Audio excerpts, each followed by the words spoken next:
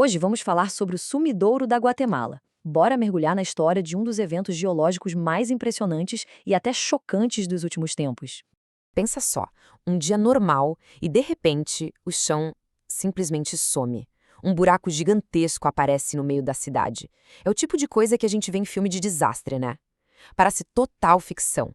Pois é, só que isso não é ficção não, aconteceu de verdade. Vamos entender o que exatamente aconteceu naquele dia inacreditável na cidade da Guatemala. Então, em maio de 2010, na capital da Guatemala, o chão literalmente se abriu. E não foi aos poucos, foi assim, de uma hora para outra. Um abismo surgiu bem no meio de uma área super populosa. E não era um buraquinho qualquer. A cratera foi tão grande que engoliu prédios inteiros, postes, cruzamentos. A paisagem do lugar mudou completamente em um piscar de olhos. Foi algo assustador. Para a gente ter uma noção real da escala disso tudo, vamos olhar os números e os fatos desse desastre. A largura da cratera era de cerca de 30 metros. Tenta imaginar um prédio de uns 10 andares deitado no chão. Era basicamente esse o diâmetro. E a profundidade? Aí que a coisa fica ainda mais impressionante. Eram 60 metros para baixo, o equivalente a um prédio de 20 andares, só que sendo engolido pela terra. O mais bizarro, além do tamanho, era a forma. As testemunhas descreveram algo quase artificial.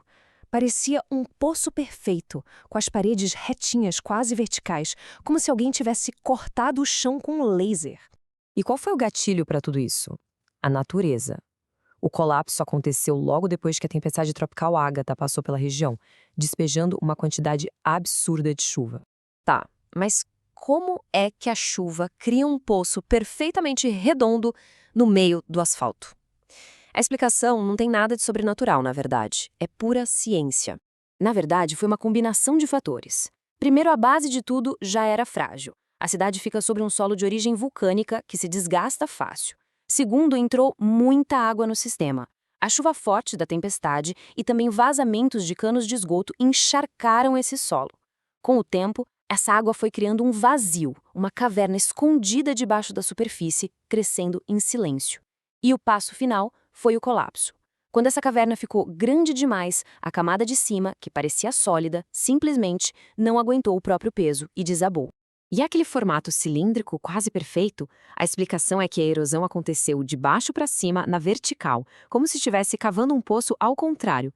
Quando a tampa lá na superfície finalmente caiu, o que sobrou foi esse cilindro impressionante que a gente viu nas fotos. Ok, mas isso foi um evento único, uma bizarrice que só aconteceu lá?